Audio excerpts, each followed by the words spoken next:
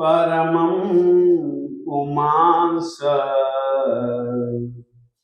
मादित्यवर्णममलं तमसः परस्तात् त्वामेव सम्यगुपलभ्य जयन्ति मृत्युम् नान्यः शिवः शिवपदस्य मुनीन्द्रपन्थः।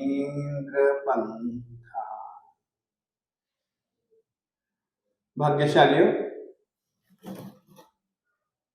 बहुत अद्भुत श्लोक है यह। इस श्लोक के माध्यम से स्तुतिकार पूज्य आचार्य श्री जी ने बहुत कुछ ऐसा बता दिया जिसके कारण से व्यक्ति शाश्वत पद को किस मार्ग पर चलता हुआ पा सकता है। एक तो यह बात उन्होंने बतलाई। दूसरी बात उन्होंने ये बतलाई कि शाश्वत पद को पाया हुआ व्यक्ति किस तरीके का होता है, उसकी आत्मिक स्थिति कैसी होती है। देवादिदेव परमात्मा श्री आदिनाथ स्वामी जी की आत्मिक स्थिति को बताने वाले कुछ पद इसमें रख करके परमात्मा का, जिनेंद्र परमात्मा का स्वरूप क्या है, कैसा है और क्यों वैसा है, ये बतलाने के लिए भी इन्होंने कुछ पद इन्हीं पदों में रखे। यदि परमात्मा को पाना है, परमात्मा को पाना है या परमात्मा पद को पाना है, परमात्मा आदिनाथ स्वामी जी ने जिस ऊंचाई को छुआ, पाया, वे वहां पर जाकर के स्थिर हो गए। यदि किसी को उसी ऊंचाई को छूना हो, पाना हो, तो कौन सा उपाय है, उस उपाय की चर्चा भी उन्होंने इस श्लोक में की। मैं इस विषय में कुछ विशेषार्थ कहूं, उसके पहले अन्वय समझाना आवश्यक समझता हूं। मुनीन्द्र यानी कि वे अपनी पहली वाली परंपरा के हिसाब से परमात्मा को ही संबोधित करके अपनी बात कहना चाहते हैं। इसीलिए उन्होंने संबोधन के रूप में इस श्लोक में मुनीन्द्र शब्द रखा। मुनयः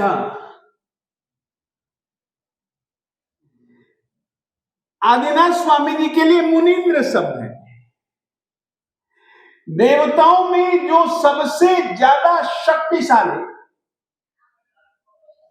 प्रकृष्ट, पुण्यवान,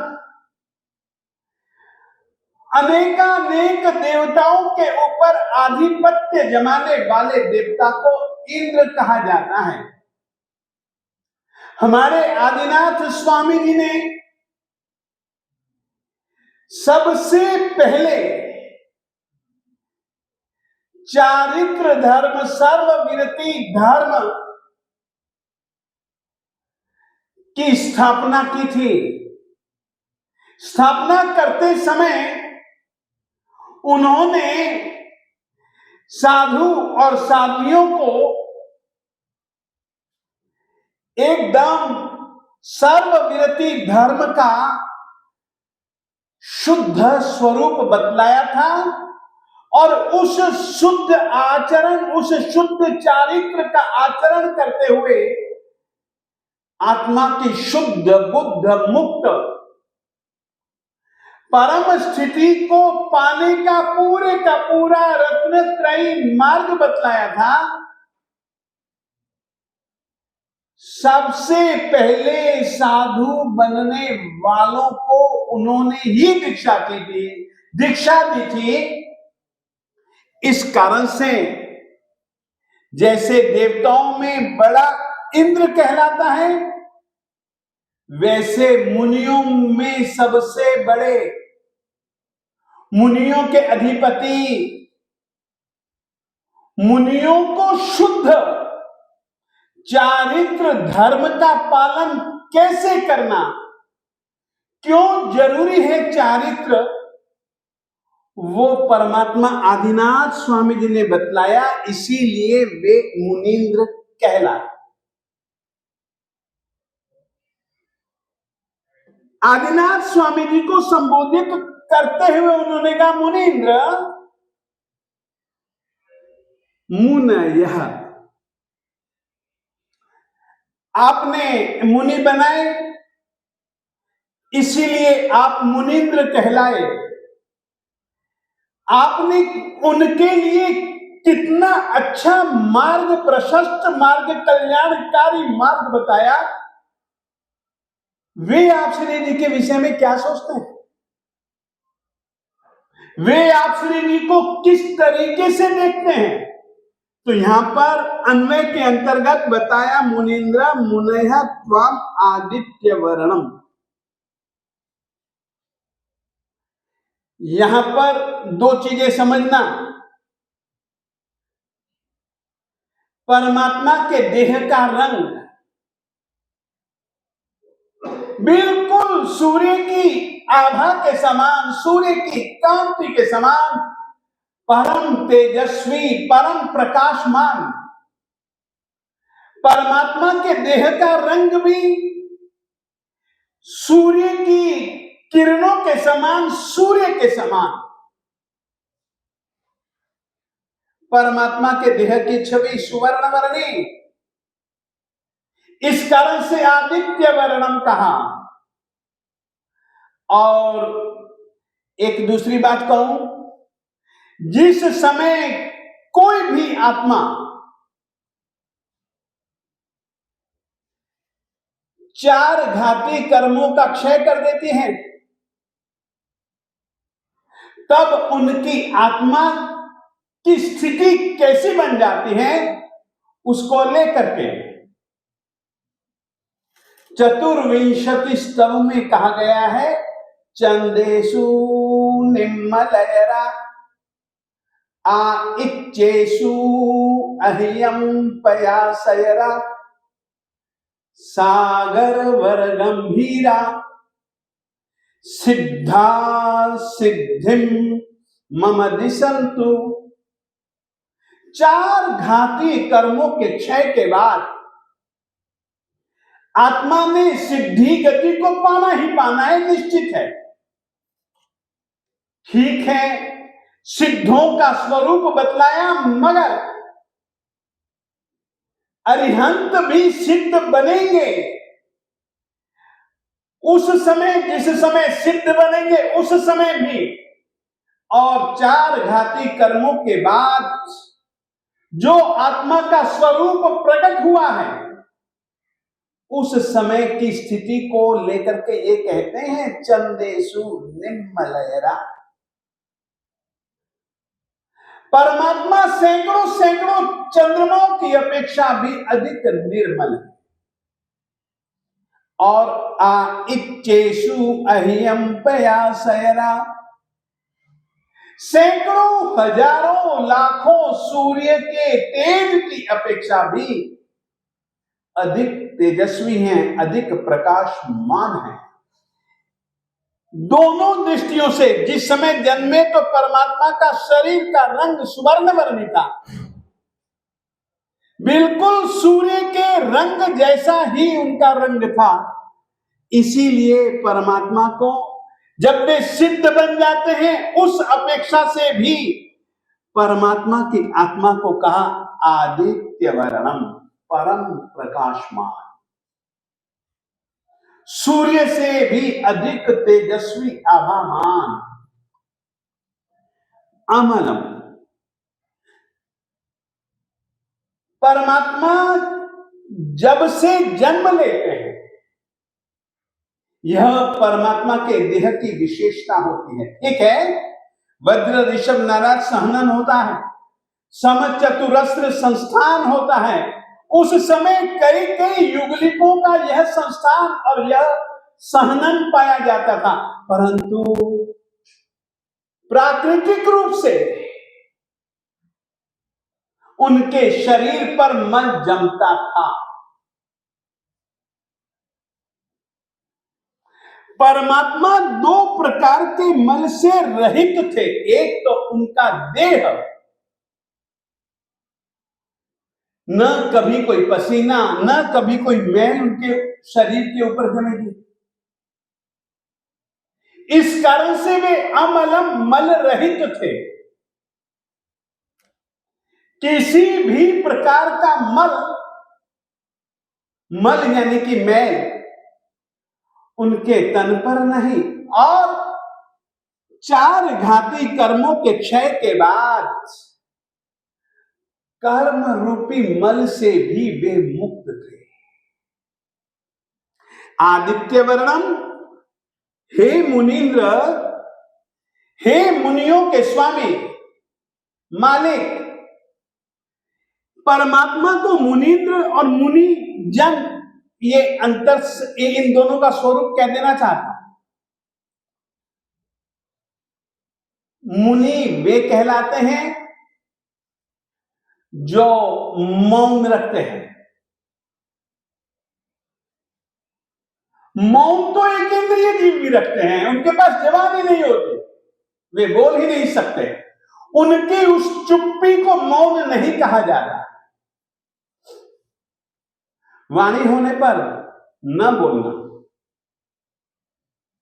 वाणी और विचारों के होने पर उच्छृंखल, अहितकर, असत्य, पाप वृत्तियों को बढ़ाने वाले वचन न कहना, किसी को भी गलत सलाह न देना, इस रीति से बोलते हुए भी, इस रीति से वाक संयम के कारण वह परमात्मा का बोला हुआ नहीं कहलाता, वो भी उनका मौन कहलाता है। वाणी से भी मौन, मन से भी मौन, वचनों से भी मौन जो होते हैं ना, वे मौनी मुनि कहलाते हैं। मुनि की दूसरी परिभाषा, मुनि जो कि तीनों लोकों में पाए जाने वाले जितने भी तत्व हैं, जीव अजीव, पुण्य पाप, आश्रम संवर, निद्रा बंध, मोक्ष, जो परम यथार्थ हैं, उनके विषय में सतत चिंतन करते रहते हैं। मौन पूर्वक चिंता, मौन पूर्वक चिंतन, आत्महित की चिंता, सभी जीवों के हित के विषय में चिंतन, तत्वों का चिंतन, मौन पूर्वक जो करे ना, इंद्रियों का भी मौन। इंद्रियों के मौन से मतलब इंद्रियों के इस कान का विषय है शब्दों को सुनना, आंख का विषय है रंग रूप को देखना, नाक का विषय है गंध को ग्रहण करना, रसना इंद्रिय का विषय है रसों को चखना, स्पर्शन इंद्रिय का विषय है स्पर्श को जानना। और ये अच्छे भी हो सकते हैं, बुरे भी हो सकते हैं विषय, मनोज्ञ भी हो सकते हैं, अमनोज्ञ भी हो सकते हैं, अनुकूल भी हो सकते हैं, प्रतिकूल भी हो सकते हैं। अनुकूल विषयों के प्रति राग नहीं, प्रतिकूल विषयों के प्रति विद्वेष नहीं। ऐसे इंद्रियों के विषयों में रति को छोड़ देने के कारण से परमात्मा मुनीन्द्र कहलाए। और उनके द्वारा प्ररूपित सिद्धांतों को जीने वाले मुनि जन कहलाए। ऐसे हे मुनीन्द्र, हे आदिनाथ स्वामी दादा, मुनि जन त्वाम, तुझको आदित्य वर्णम, जैसा वर्ण सूर्य का जिस तरीके का प्रकाश, जिस तरीके की तेजस्विता, जिस तरीके की हर किसी के प्रभावकता को समाप्त करके स्वयं की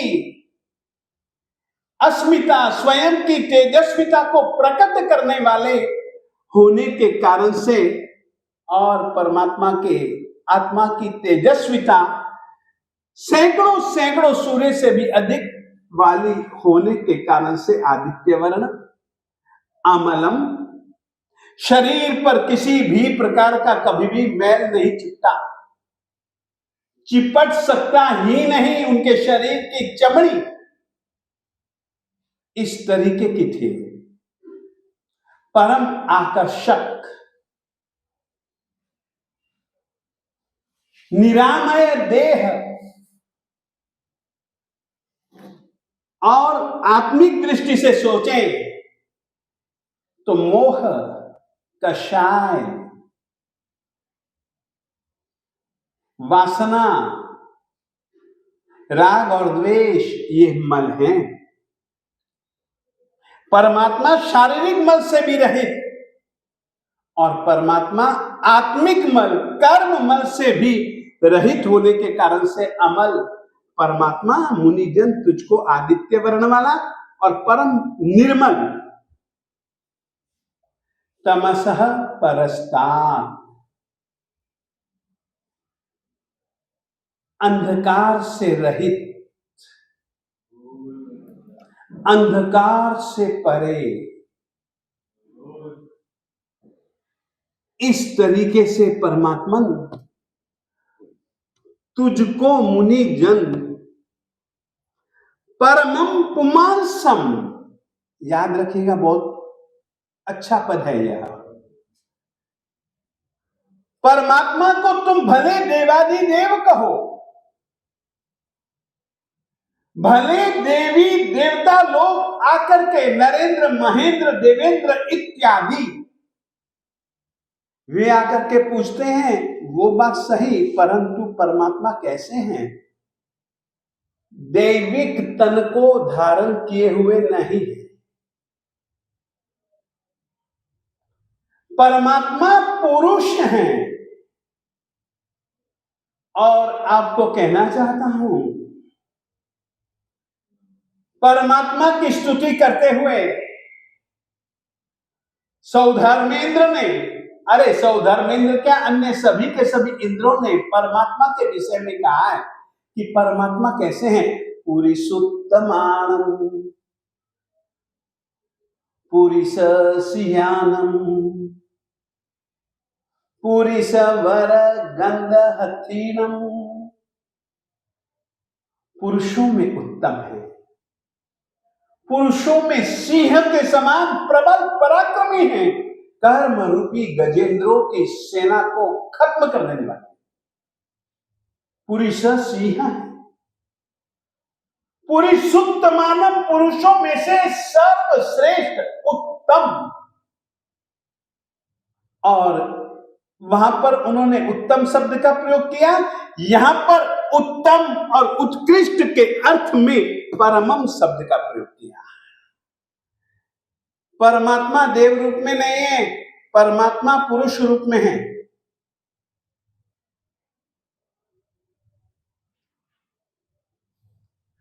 पुरुष लिंग है, पुरुष वेद भी नहीं है, निर्वेदी है।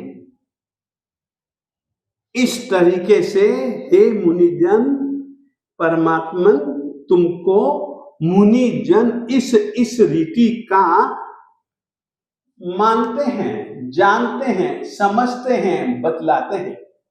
और इतना ही नहीं साहब, तुमने तो मृत्यु को जीत लिया। आयुष्य कर्म को क्षीण कर दिया, और आयुष्य कर्म को क्षीण करके आपने तो अपुनरावृत्ति नामक सिद्धि गति को पा लिया। अपुनरावृत्ति सिद्धि गति क्यों कही गई? पुनः आवृत्ति नहीं होती। आप यदि सिद्धालय पर चले जाते हो, सिद्धि नाम की गति को प्राप्त कर लेते हो, तो फिर आपका पुनः आगमन यानी कि जन्म मरण कभी भी नहीं होता। और इस तरीके से आपने मृत्यु को जीत लिया। आपका देह नहीं, नाम कर्म मिट जाने के कारण से साहेब, इसीलिए आपको पुरुष ही नहीं, पुरुष पने को पाकर के जो काम अत्यंत कठिन मगर करने जैसा काम वही, और वैसा काम करने वाले लोग कई होते हैं साहेब, कई बीच में से फिसल जाते हैं। आप तो सबसे उत्तम हैं। इस तरीके का पुरुष मुनि जन आपको मानते हैं। और साहब, एक बात मैं भी कहता हूं, यानी कि ये बात मैं नहीं कह रहा हूं, ये बात स्तुतिकार आचार्य श्रीमान तुंग सुरेश्वर जी महाराज साहिब जी का परम उद्घोष है। और यह उनका वाक्य परम यथार्थ है। यदि कोई मृत्यु से परे जाना चाहता है, जिस प्रकार से आदिनाथ दादा ने मृत्यु से परे, जन्म मरण से परे सिद्धि गति को पाया, मृत्यु से सदा सदा के लिए वे छूट गए। यदि जो लोग मृत्यु को पाना नहीं चाहते, तो वो उनके लिए क्या रास्ता है? याद रखिएगा, उनके लिए रास्ता तिन्नानम तारयानम, रास्ता बताने वाले, उस रास्ते पर चलाने वाले, उस रास्ते को दिखाने वाले। बुद्धानम बोहयानम, जो स्वयं बुद्ध थे और दूसरे जीवों को बोध देते थे कि भैया ऐसे ऐसे सावधानी से तुम बढ़ो। इतने अच्छे तैराक थे कि तिर करके परला किनारा तो पाया ही पाया, परंतु परला किनारा पाना चाहने वाले लोगों के लिए भी वे सही सही नियम, कहां कहां क्या क्या मुश्किली, कैसे कैसे उनका तुम पार पा सकते हो, वो बताने वाले अगर कोई थे ना, तो वो आदिनाथ स्वामी जी थे। हर एक जिनेंद्र परमात्मा है वैसा। त्वामेव सम्यक उपलभ्य मृत्युम जयंती। जो कोई व्यक्ति मृत्यु से परे हो जाना चाहते हैं, जन्म मरण की परंपरा का ही अंत कर देना चाहते हैं, तो उनके लिए केवल एक ही उपाय है, एक ही उपाय है, एक ही उपाय है। तुझको ही अच्छे तरीके से प्राप्त करके वे साधक मृत्यु को जीत लेते हैं, जीत सकते हैं। कितना सुंदर उपाय। अरिहंत की भक्ति के बिना, अरिहंत को पाए बिना सम्यक उपलब्ध व्यक्ति किस तरीके से कर सकता है सरल सा उपाय? भक्ति।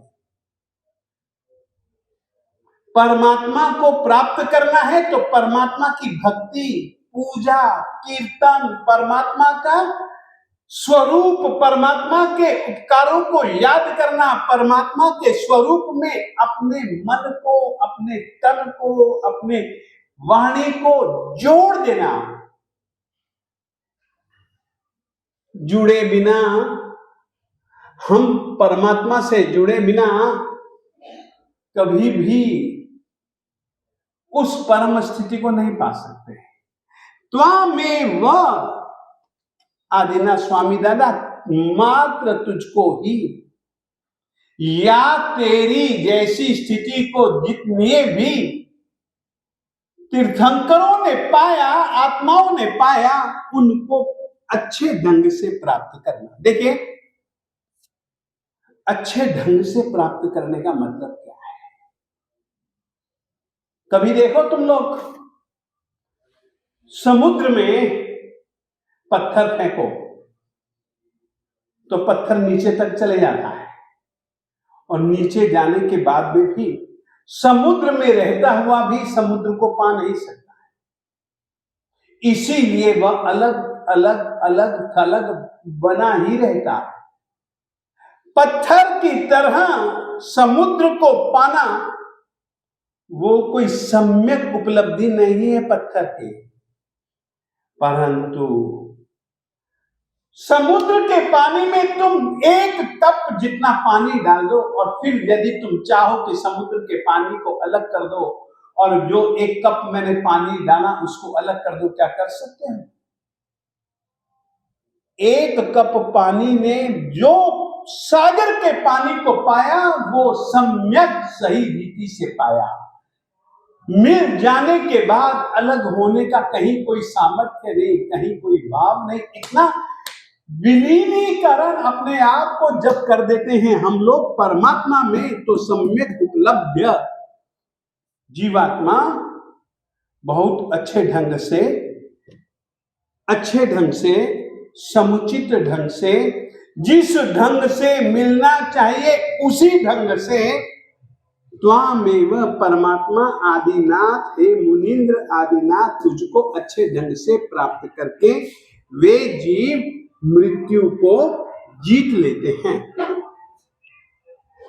मृत्यु को जीतने का उपाय, जिन्होंने मृत्यु को जीता उनकी संगत में रहो, उनसे बहुत अच्छे ढंग से तुम उनसे थोड़ी सी भी भिन्नता रखोगे, भेद रखोगे ना, तो वो सम्यक रूप से तुम उसको प्राप्त नहीं कर पाओगे। उसको प्राप्त करना है तो पानी की तरह सागर के पानी में विलीन होना पड़ेगा, वही सम्यक उपलब्धि है। परमात्मा को पाना हो तो भी, परमात्मापन को पाना हो तो भी मृत्यु को जीत चुके हैं अरिहंत परमात्मा, हम भी जीत सकते हैं। मौत के नाम से डरने वाले मरण धर्मा मनुष्यों के पास में यह क्षमता है, देवताओं के पास, त्रयंचों के पास में नहीं है यार, नारकी जीवों के पास में नहीं है यार। इसीलिए कहा मुनीन्द्र त्वामेव, हे आदिनाथ दादा, तुझको ही अच्छे ढंग से प्राप्त करके तेरी भक्ति करते करते तुझ में स्वयं को विलीन कर देने वाले जीव मृत्यु जयंती, मृत्यु को जीत लेते हैं। और इतना ही नहीं, तुझे अच्छी रीति से उपलब्धि के बिना, प्राप्त किए बिना अन्य शिव, दूसरा कोई कल्याणकारी देव नहीं, तू ही शिव है। जो तुझसे मिला तूने अपना स्वरूप उसको दे दिया, तेरा स्वरूप परम कल्याणकारी है। इसीलिए कोई तेरे सिवाय कोई न तो शिव है और न ही शिव पदस्य पंथा, न और न ही मुक्ति का पद दिलवाने वाला दूसरा कोई मार्ग है। सचमुच में बहुत कुछ स्तुतिकार आचार्य महोदय ने केवल 4 पदों में मुक्ति पाने वाले आदिनाथ दादा के साथ साथ में अपन किस तरीके से मुक्ति तक की यात्रा का सफर आनंद पूर्वक बना सकते हैं, बहुत सुंदर मार्ग बतलाया। स्तुतिकार आचार्य श्री मान तुंग सुरीश्वर जी महाराज की जय। बोलो देवादिदेव परमात्मा श्री आदिनाथ भगवान की जय।